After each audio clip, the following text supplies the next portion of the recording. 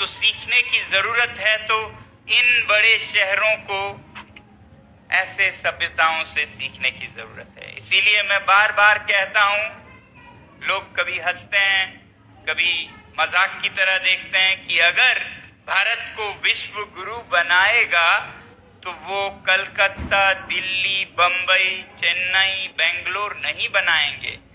ये तो नकल है उन संस्कृति, उन सभ्यताओं के जिनके कारण पृथ्वी विनाश तक पहुंची है। तो नकल के, जिसे कहते हैं हम डुप्लीकेट संस्कृति सभ्यताओं से, ज्ञान से, जो हम किसी और से लेके, जो मौलिक भी नहीं है हमारी, उसको लेके हम विश्व के गुरु नहीं बन सकते हैं। बल्कि अगर हम ढूंढें ज्ञान को अपने पहाड़ों में, जंगलों में, ऐसे संस्कृतियों से जिन्होंने सदियों से सीखा है और उस पर चले हैं कि कैसे बिना किसी के हानि किए अपना जीवन संतुष्टि से, सादगी में बिताना है। आज वो ज्ञान भारत से अगर बाहर जाए तो भारत विश्व गुरु बन सकता है।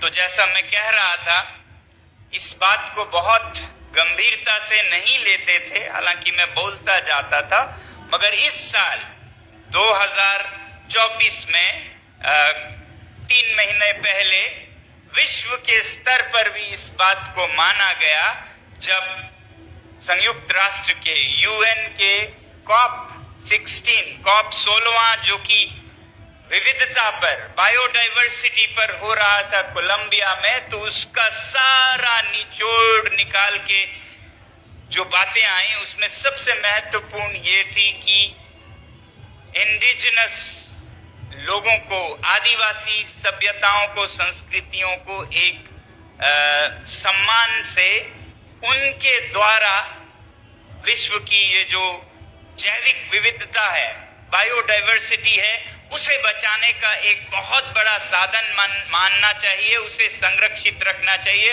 अब ये संयुक्त राष्ट्र ने डंका बजाकर दुनिया को बताया है, यही हम कहते आए हैं आदिवासी लोग।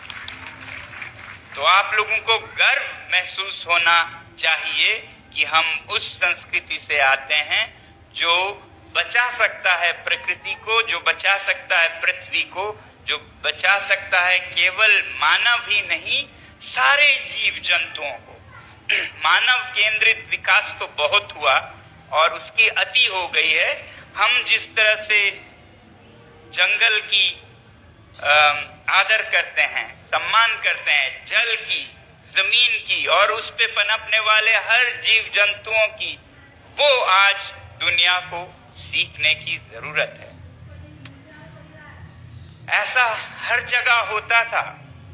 आज से 1000 साल पहले सब जगह लोग प्रकृति के साथ संतुलन में रहते थे।